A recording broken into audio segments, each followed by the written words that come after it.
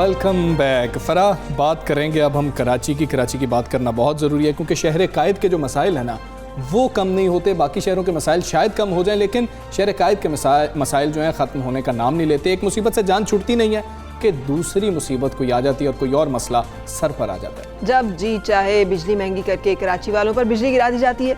Supreme court के अहकामात पर शहर में लोड शेडिंग बंद हो गई थी जिस पर लोगों ने सुख का सांस लिया था, मगर के इलेक्ट्रिक ने दोबारा से वही रविश अपनी जो है उस पर वापस आ गए हैं और उन्होंने दोबारा से बहुत सारे इलाकों में 7-7 घंटे और कुछ जगहों पर 12-12 घंटे की बिजली की जो गैर एलानिया लोड शेडिंग है उसकी रिपोर्ट भी की जा रही है। बिल्कुल, ये शायद कराची वालों को खुश देख नहीं सकते हैं। फिर बात हो रही है कि जी के नेपरा ने भी जैसे मना कर दिया कि कीमतें नहीं बढ़ानी चाहिए, एतराज़ लगाया, वो कीमतें बढ़ाना चाह रहे हैं और ये जो आला अदालत के अहकामात हवा में उड़ा दिए गए हैं उसके बाद कोई आम शख्स क्या कर सकता है। सिर्फ एक बात की जाती है कि जी कि फिर से ये मसला हो गया, लोग बाहर आते हैं, बच्चों को इतने मसाइल होते हैं, खातीन को इतने मसाइल होते हैं, लेकिन इलेक्ट्रिक को मसला जो है ना वो कोई नहीं होता। वो कहते हैं कि इट्स ऑल राइट, ठीक है, ये हो रहा है, कोई मेंटेनेंस चल रही है, बारिशें हुई थी। अभी तो उन्होंने बहुत ज्यादा बारिश के पानी पे लगाया इल्जाम हमजा, जैसे आपने खुद कहा, लेकिन पिछले माह जो एक हियरिंग हुई थी ना बहुत इंपॉर्टेंट है जहाँ पर चीफ जस्टिस साहब ने बहुत कराची में लोड शेडिंग पे सख्त बरहमी का इजहार किया था और कहा था 1 मिनट की भी लोड शेडिंग जो है वो नहीं होनी चाहिए। और उन्होंने कहा था कि नेपरा जो है, चेयरमैन नेपरा बताए क्या मुतबादिल है। वो अभी तक मेरा ख्याल मुतबादिल बताया गया या नहीं बताया गया। अब ये जो लोड शेडिंग्स हो रही हैं ये क्यों हो रही हैं और इसके मसाइल का हल क्या है, इस हवाले से हमारे नुमाइंदे हमारे साथ मौजूद हैं Shiraz Ahmed. Shiraz, thank you for joining. मुझे बताइएगा कि कुछ बताया गया है कि इलेक्ट्रिक की तरफ से कि गैर एलानिया और इतनी तवील लोड शेडिंग जो है इसकी अब वजूहात क्या है, किन इलाकों में ज़्यादा हो रही है ये भी बताइएगा। जी शुक्रिया फरा और हमजा। जैसा कि आप जानते हैं कि कराची में लोड शेडिंग का जो मसला है वो बदतरीन सूरत हाल इख्तियार कर चुका है और उसकी वजह से शहरियों को काफ़ी ज़्यादा परेशानी का सामना करना पड़ता है। मौसम की ज़रा सी सख्ती हो, शहर में मानसून बारिशों का सिलसिला हो या ज़रा सी डिमांड में अगर इजाफा हो जाए तो के इलेक्ट्रिक का सिस्टम हमेशा की तरह बैठ जाता है और इस बार भी यही हुआ। शहर कायद में कुछ रोज़ से मौसम जैसे ही गर्म हुआ तलब बढ़ी और सिस्टम एक मरतबा फिर के इलेक्ट्रिक का वो डाउन हो चुका है। शहर के मुख्तलिफ इलाके जहां 8 से 12 घंटे तक की लोड शेडिंग की जा रही है। रात के औकात में 4-4, 6-6 घंटे बिजली बंद कर दी जाती है जिसकी वजह से शहरियों को काफ़ी ज़्यादा परेशानी का जो सामना है वो करना पड़ता है। खास करके खवातीन, बच्चे और बुजुर्ग जो घरों में रहते हैं वो शदीद बिल्कुल वो शदीद परेशान है। कुछ खास इलाके हैं जो कि इस गैर एलानिया लोड शेडिंग का शिकार है ज़्यादा। कराची के तकरीबन तमाम तर इलाके ही जो हैं इस वक्त लोड शेडिंग से मुतासिर हो रहे हैं, चाहे सनती इलाके हों चाहे रिहायशी इलाके, तमाम तर इलाके इस वक्त मुतासिर हो रहे हैं। इलाकों की अगर बात की जाए तो मलीर, लांडी, कोरंगी, शाह फैसल कॉलोनी, इसके अलावा सदर, गार्डन, लियारी, नॉर्थ कराची, सरजानी, तमाम तर इलाकों में तवील लोड शेडिंग का जो सिलसिला है वो जारी है। ठीक है, के इलेक्ट्रिक की तरफ से कोई मौक़िफ़ सामने आया है? जी बिल्कुल, के इलेक्ट्रिक की जानिब से बिजली महंगी करने की भी कोई एक तजवीज़ उन्होंने दी थी, उसके बारे में क्या आपने सुना है? क्या कुछ इसके इम्कानात भी हैं कि बिजली मजीद महंगी कर दी? नेपरा ने तो एतराज़ लगा दिया, आगे क्या फैसला किया गया? जी बिल्कुल, के इलेक्ट्रिक की जानिब से वही पुराने मौक़िफ़ इख्तियार किए जा रहे हैं और इस मरतबा भी यही कहा जा रहा है कि सुई सदरन की जानिब से जो उनको गैस की फरामी थी उसमें काफ़ी ज़्यादा जो है वो गैप आया है। 100 MMC FD गैस की जो शॉर्टफॉल की वजह से उनकी जो प्रोडक्शन है वो मुतासिर हुई है और लोड मैनेजमेंट के तहत के इलेक्ट्रिक बिजली पूरी करने के लिए मुख्तलिफ इलाकों में लोड शेडिंग का जो सिलसिला है उसको जारी रखा हुआ है। और इसी के अलावा कि अगर जैसे ही SSGC की जानिब से गैस की सप्लाई बहाल कर दी जाती है तब शहर कायद में लोड शेडिंग का जो मामला है वो कम हो सकता है। लेकिन सूरत हाल अब तक जूं की तू नजर आ रही है। शहर के मुख्तलिफ इलाके अब भी लोड शेडिंग का शिकार है। उसका भी रटा रटाया वही बयान है कि जी के मसाइल हैं, मेंटेनेंस हो रही है, बिजली महंगी करनी पड़ेगी। शराज, आपने हमें आगाह किया, बहुत शुक्रिया आपका। चलते हैं और हमारे पाकिस्तान में सबसे महफूज ये शहर समझा जाता है जिसका अब हम जिक्र करने जा रहे हैं, इस्लामाबाद शहर की बात करें। इस्लामाबाद में बढ़ते हुए जराइम पर अमरीकी सफारत खाने ने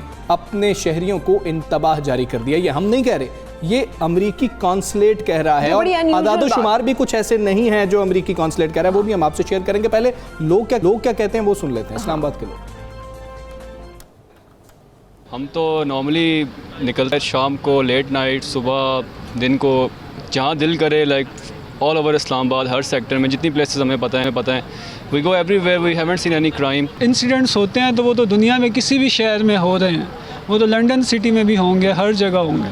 लेकिन कोई इंक्रीज़ ऑफ क्राइम अगर आप पब्लिक पर्सपेक्टिव से देखें तो हमने ऐसा कुछ ना देखा ना एक्सपीरियंस किया। कोई ऐसी चीज़ नहीं, हम रात को 2 बजे 3 बजे 4 बजे रात को घूमते हैं, कोई ऐसी एक्टिविटी देखने में नहीं आई। कभी कोई ऐसी चीज़ मेरे साथ नहीं हुई, कभी मेरे फ्रेंड्स के साथ, मेरी फैमिली के साथ, कभी कोई हम लोगों ने ऐसी न्यूज़ नहीं सुनी। लेकिन अलर्ट जो जारी किया गया उसमें अमरीकी शहरियों से कहा गया है कि इस्लामाबाद में जराइम की इत्तला पर एक्शन का वक्त जो है वो मुतय्यन नहीं है, रिस्पॉन्स टाइम जो है वो नहीं है क्लियर, और इसलिए शहरियों को उन्होंने ये वार्निंग दी है कि मार्केट्स के दौरे के दौरान एहतियात करें और चौकन्ने रहें।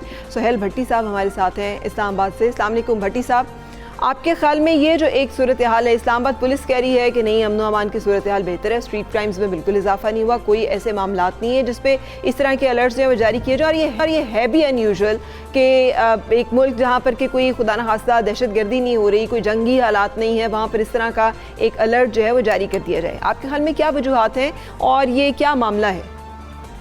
जी वालेकुम सलाम। तो देखिए मामला ये है कि ये एक अमेरिकी सफारत खाने से जाने से एक ट्वीट आया, उन्होंने एक वार्निंग जारी की।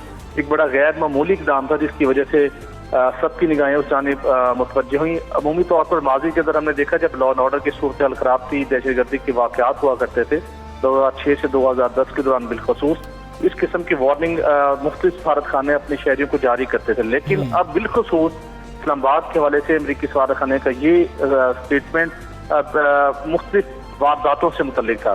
पुलिस का मौके भी हमने जाना, अवाम की राय भी जो सामने आई, लेकिन मामला इतना ज्यादा गंभीर भी नहीं है, लेकिन मामला बिल्कुल अच्छा भी नहीं है। अच्छा। अगर हम पिछले कुछ अरसे के दौरान देखें तो कुछ ऐसे गैर मामूली वाकयात रिपोर्ट हुए हैं जो माजी के अंदर ऐसे हमें देखने को मौका नहीं मिला। खवातीन की जाने से शिकायत आई, किसी के साथ वाकया पेश है, आप लोग वीडियो बना के आप अपलोड कर देते हैं। इस्लामाबाद के मुख्तलिफ सेक्टर्स के अंदर स्नैचिंग के, उसके साथ साथ फीमेल को मुश्किल सूरत हाल का सामना करने के हवाले से बात हो या दीगर वारदात हो, तो इसमें कुछ केसेस पिछले दिनों में गैर मामूली तौर पर रिपोर्ट हुए जिसकी वजह से ये स्टेटमेंट भी सामने आई। लेकिन उसके साथ साथ अगर हम पुलिस की बात करें तो वो अकॉर्डिंग टू द सिचुएशन वो इफेक्टिवली टेकअप करते हैं मामला को। लेकिन हमने देखा जब कोरोना वायरस के दौरान लॉकडाउन हुआ, लोगों के रोजगार मुतासर हुए, उस वक्त इस बात का खदशा था। बिल्कुल ठीक है, 33% कम दफ़ा जो है जराइम इस साल जो है अभी तक का टाइम देखा जाए सितंबर तक का, तो वो रजिस्टर हुए हैं पिछले साल के निस्बत। क्राइम रेट कम हो रहा है, और जब वर्ल्ड इंडेक्स सामने आया तो तब भी 72 दर्जे बेहतरी आ गई इस्लामाबाद के जो क्राइम रेट था उसके हवाले से, और इसको महफूज मुल्क करार दिया जा रहा था। लेकिन यूएस कॉन्सुलेट ने एक इंतबा जारी किया, उसको हमने आपके साथ भट्टी साहब बता रहे हैं कि सूरत हाल जो है वो बिल्कुल ये भी नहीं कही जा सकती। अगर कुछ ऐसी शिकायत भी मौसूल हुई हैं, शायद ये वजह हो जिसकी वजह से उन्हें लगा हो कि अपने शहरियों को इस तरह का इंतबा जो है वो जारी करें। लेकिन बहरहाल ये एक पॉइंट ऑफ कंसर्न ज़रूर है हर उस सिटीज़न के लिए जो कि ना सिर्फ इस्लामाबाद में मुकीम है बल्कि पूरे मुल्क में, कि अगर फेडरल कैपिटल के बारे में और एक वफाकी दारुल हुकूमत के बारे में इस तरह का इंतबा जारी किया जाएगा तो वो यकीनी तौर पर एक परेशान कुन बात हो सकती है। एक और बात जो है जो कि हमारे लिए हैरान कुन है वो है कि पाकिस्तान जैसे ज़रूरी मुल्क में गंदम का बहरान, ये बहरान जो है ये ना समझ में आने वाला है और कुछ हजम भी नहीं होती बात, लेकिन क्या करेंगे, सच यही है। पाकिस्तान दुनिया में 8वां बड़ा मुल्क है जो कि हर साल 2.5 करोड़ टन से ज़्यादा गंदम पैदा करता है, और ऐसे मुल्क में गंदम और आटे की कीमत में मुसलसल इजाफा हो रहा है, जबकि कभी गंदम बाहर भेज दी जाती है, कभी वापस मंगवाई जाती है महंगे दामों पर, और अब इम्पोर्ट भी मुसलसल की जा रही है और इम्पोर्ट हो भी रही है, लेकिन उसके बावजूद आटे की कीमत जो है उसमें इजाफे का रुझान देखा जा रहा है। बिल्कुल तशवीशनाक बात तो यह है कि पंजाब में आटे का बहरान फिर सर उठाने लगा है। वज़ीर आज़म भी खुद कह चुके हैं कि खुराक का बहरान आ सकता है। आटा चक्की मालिकान ने भी महंगाई के चक्की में पिसते हुए अवाम को एक और झटका दिया है। चंद रोज़ पहले आटे की कीमत में मनमाना इजाफा किया गया, जिसके बाद देसी आटा 72 के बजाय 74 रुपए फ़ी किलो फरोख्त हो रहा है। गरीब परेशान है और हुकूमत बिल्कुल खामोश है। बिल्कुल सही। और जो चीफ सेक्रेटरी पंजाब हैं उन्होंने भी एक जो है वार्निंग, एक कमेटी में उनकी बयान सामने आया है कि बर वक्त इकदाम ना किया गया तो आटा बहरान पैदा हो सकता है। बिल्कुल इसका मतलब है कि गंदम मुसलसल इम्पोर्ट होने के बावजूद इस बहरान का पैदा होना कुछ समझ में नहीं आता। तो फिर हम जानने की कोशिश करते हैं इसकी वजूहात। Chairman flour mills association Asim Raza हमारे साथ है, थैंक यू फॉर ज्वाइनिंग। और जो सवाल आपसे हम करना चाह रहे हैं कि जब गंदम इम्पोर्ट की जा रही है तो पंजाब में आटे के बहरान के खदशात जो जाहिर किए हैं चीफ सेक्रेटरी पंजाब ने, वो क्यों है और इसकी वजूहात क्या है? कि गंदम तो इम्पोर्ट हो रही है, जितनी हमें शॉर्टफॉल था, जितनी कमी थी, फिर सरकारी गोदामों में कमी है, फिर गंदम की कीमत, आटे की कीमत जो है उसमें इजाफा हो रहा है, क्यों? जी इस तरह है कि गंदम तो इम्पोर्ट हो रही है लेकिन प्राइवेट सेक्टर में, लेकिन जो इस टाइम पे गवर्नमेंट की सूरत हाल है अगर हम उसको देखें तो पिछले साल 2 करोड़ 40 लाख टन की क्रॉप हुई थी और 40 लाख टन का कैरी फॉरवर्ड था। इस दफ़ा प्रोक्योरमेंट के दौरान गवर्नमेंट ने पूरी मार्केट में जितनी गंदम अवेलेबल थी वो ख़रीद ली।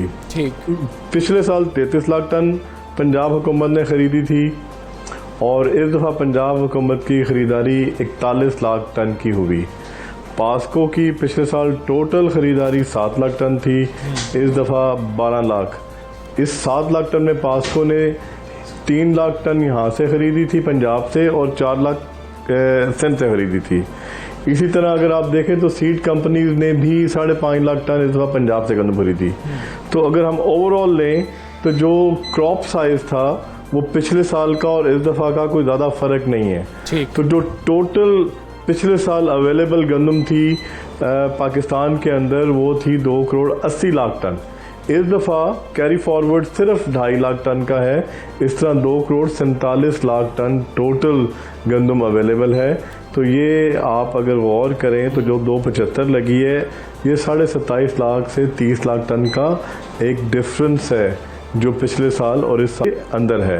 तो इस वजह से मार्केट में गंदम की इक़दामात क्या उठाने चाहिए जिससे आटे की सप्लाई जो है बेहतर हो सके, ताकि कीमत भी ना बढ़े और आटा मौजूद भी हो, ये भी ना कहा जाए कि बहरान पैदा होने वाला है। इक़दामात क्या होने चाहिए? बिल्कुल, देखिए भाई, गुजारिश ये है कि अगर इस शॉर्टफॉल को जो 30 लाख टन है, मैंने ख़ुद वफाकी हुकूमत को भी ये लेटर लिखा था कि आप एक क्लोज आई वॉच रखें कि प्राइवेट सेक्टर में 15 लाख टन अगर इंपोर्ट हो जाए तो 15 लाख टन आप मंगवाएं पब्लिक सेक्टर में गवर्नमेंट लेवल पे।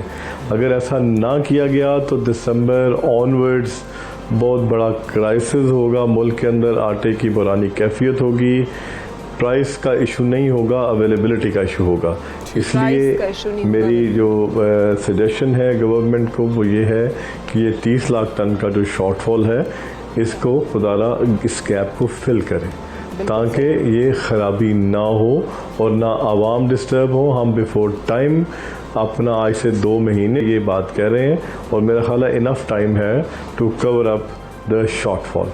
जी ठीक है आसिम साहब, बहुत शुक्रिया। Chairman flour mills association Asim Raza साहब हमारे साथ मौजूद थे। वो यही थे, कह रहे थे कि गैप को फिल करना होगा और हुकूमत को इकदाम करना। ये बहुत अहम है कि पंजाब के चीफ सेक्रेटरी ने वफाकी काबीना की जो कमेटी है खासतौर पर गंदम के हवाले से बनाई गई, उसमें कहा गया था कि अगर वफाक ने इकदाम ना किए तो बहरान पैदा होगा। लेकिन फ्लोर मिल्स का रोल भी बड़ा इंपॉर्टेंट होता है इसमें। खाने पीने की बात हो रही है, मैं थोड़ा सा मुस्कुरा रही हूँ, आपने पूछा नहीं क्यों, हालांकि हम इतने बड़े बहरान की बात कर रहे हैं। नहीं बहरान तो है, लेकिन मुझे लग रहा है कि आप अपनी किसी फेवरेट चीज़ की बात करें, फेवरेट आपका जो है याद आ गया जो एक दफ़ा आप कहते हैं कि एक फ्रांस की एक मलिका को बताया गया कि लोगों के पास खाने के लिए रोटी नहीं है, तो उसने कहा कि वो केक क्यों नहीं खा लेते। तो चूंकि हम आटे के बहरान की बात करते करते एक ऐसी कुदरत की नेमत की तरफ चल रहे हैं जो कि अल्लाह ताला ने हमें बहुत सारी अजनास में ना बहुत बहुतात दी है और ये इसके लिए हम जितना शुक्र अदा करें कम है। पाकिस्तान एक ज़रूरी मुल्क है, पाकिस्तान 4 मौसमों का हामिल मुल्क है, जिसका मतलब है कि इस सारे मौसमों की सौगातें हमारे पास आती हैं, उसके जायके अल्लाह ताला हमें देता और आजकल एक जायके की बहार है, वो है केला। केला बिल्कुल एक ऐसा फल है फराइए कि शीरखार जो हैं वो भी इसको खा लेते हैं और जो हमारे बुजुर्ग होते हैं जिनके दांत नहीं होते वो भी इसको खा लेते हैं और ये दोनों में यकसा मकबूल है, बाकी नौजवान तो खाते ही हैं। अच्छा, मकबूल नहीं, बच्चे जो हैं ज़रा मुंह बना के उन्हें वीनिंग जब शुरू कराते हैं ना उनके मुंह में डालना पड़ता है, लेकिन ये वाकई ये हर एज के लोगों के लिए ना सिर्फ अच्छा है बल्कि आजकल इसकी सबसे कमाल बात है कि बड़ा अफोर्डेबल है। आपने भी देखा होगा हर जगह बड़ी बहुतात में ढेर तादाद में मौजूद है, तो क्यों हम खाएं ये, इसके खाने से हमें क्या फ़ायदे हो सकते हैं, इसमें अल्लाह ताला ने क्या क्या चीज़ें छुपाई हुई हैं, हमें जानेंगे। हमारे साथ हैं हमारी माहिर ग़िज़ाइयात डॉक्टर सहर बिला। डॉक्टर सहर, अस्सलाम वालेकुम। वालेकुम अस्सलाम, थैंक यू फॉर ज्वाइनिंग। मैं जानना चाहूँगी कि आपके ख्याल में केले में कौन सी ऐसी ख़ास विटामिन्स, मिनरल्स और कौन सी ऐसी चीज़ें हैं जिनके वजह से केला खाना सेहत के लिए मुफीद हो सकता है? जी, आप लोगों ने बहुत खूबसूरत तमहीद बांधी है, लेकिन मैं बात को आगे बढ़ाऊंगी और केले की मजीद तारीफ करूंगी कि अगर हम कहें आपके पास सबसे ज्यादा हम्बल फ्रूट, सबसे ज्यादा आजिज़-ओ-इंकिसारी वाला फल जो है जिसमें खूबियां भरी हुई हैं, तो वो आपके पास केला आ जाता है। अब ऐसा है कि केला हमारे पास, मैं थोड़ी सी यहाँ इस बात पे रोशनी डालना चाहूंगी, जब फायदों की बात करूंगी फायदों को केलों की 2 इकसाम के साथ मुख्तस भी करूंगी। एक आपके पास वो केला होता है जो पका होता है, जो पीले रंग का होता है, एक वो केला होता है जो पीले रंग का होता है जिस पर काले स्पॉट्स होते हैं, और एक वो केला होता है जो आपके पास पास हरे रंग का होता है, जिसको आप अनराइपेंड कहते हैं, जो पका नहीं होता है। अब जब हम ग्रोसरी शॉपिंग के लिए जाते हैं, ज्यादातर जो अनराइपेंड केले हमारे पास, हम उसको इग्नोर कर देते हैं। तो अब फवाइद हम पहले अनराइपेंड केले के शुरू करते हैं। अगर आप अनराइपेंड केला खाते हैं तो ये जो लोग डाइटिंग करना चाह रहे हैं, ये आपके पास वेट लॉस में बहुत ज्यादा मदद करता है, क्योंकि अनराइपेंड केले में आपके पास 2 तरह के फाइबर होते हैं। मैं नाज़रीन को बताती चलूं, जो लोग मेरे प्रोग्राम्स पहले देख चुके हो, मेरे मुंह से बात बारहा सुन चुके होंगे कि फाइबर आपको फलों और सब्जियों से लेना चाहिए। जो अनराइपेंड केला होता है उसमें आपके पास 2 तरह का फाइबर होता है। एक होता है पेक्टिन, जो कि हमारे मैदे में, स्टमक में खाने की मूवमेंट को स्लो कर देता है। जब खाने की मूवमेंट स्लो हो जाती है तो हाजमे का प्रोसेस स्लो हो जाता है। इसका मतलब है कि मेरी एपेटाइट, मेरी भूख कम हो जाती है। जब भूख कम हो जाती है, पेट ज्यादा देर तक भरा रहता है, तो आपको बार बार क्रेविंग नहीं होती, तो आपको वेट लॉस में हेल्प करता है। तो यही वजह है बनाना डाइट, सॉरी इंटरप्ट, यही वजह है कि बनाना डाइट जो है वो बहुत ज्यादा अब लोग इसको भी फॉलो करते हैं, और आजकल चूंकि केला बहुत आते हैं, तो क्या बनाना डाइट कर लेनी चाहिए? नहीं, मेरी बहन, मैं उसकी तरफ बिल्कुल आ रही हूँ। मैं इसका ये फाइबर का थोड़ा सा पॉइंट कंप्लीट कर दूं, साथ ही मैं आपके सवाल का भी जवाब दे देती हूँ। जो आपके पास दूसरे तरह का फाइबर होता है, रेजिस्टेंट स्टार्च, वो क्या करता है, वो बगैर हजम हुए आपकी बड़ी आंत में चला जाता है। जब वो बड़ी आंत में चला जाता है, हमारी बॉडी के जो गुड बैक्टीरिया होते हैं, ठीक है, वो उसकी खुराक बन जाता है, और ये आपके पास ब्लोटिंग, क्रैम्प्स, पेट का दर्द और जो गैस वगैरह इसकी प्रॉब्लम का इलाज करता है, और इंटेस्टाइन के जो बड़ी आंत के टॉक्सिन्स है उनसे भी कम करता है, स्टमक के कैंसर से भी प्रोटेक्ट करता है। सहर, आप हमारे साथ ही रहें, आप तो हमें एजुकेट कर रही हैं इस पे, लेकिन लोग क्या राय रखते हैं और वो कितना जानते हैं, पहले हम वो सुन लेते हैं। आपको हेल्दी करता है। मोस्टली ये वो लोग खाते हैं जिनको फैटनेस चाहिए होती है।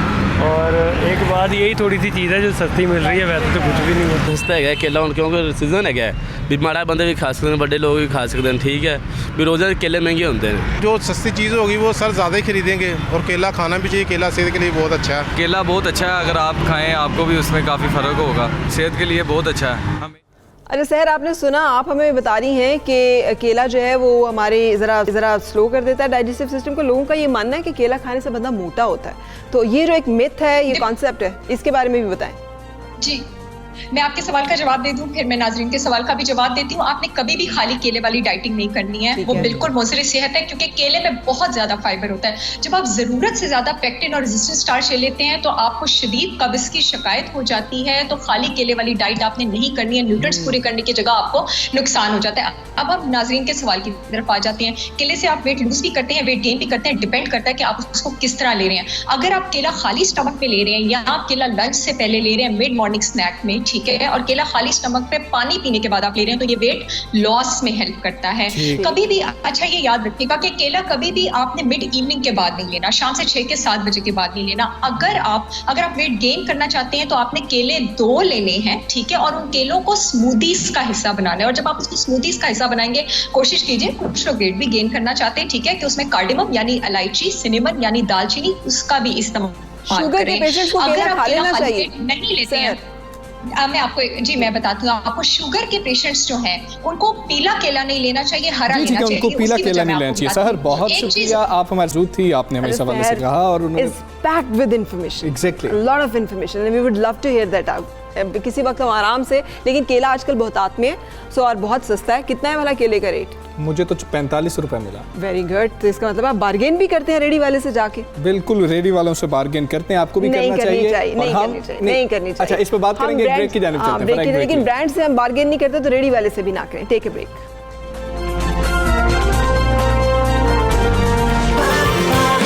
सुबह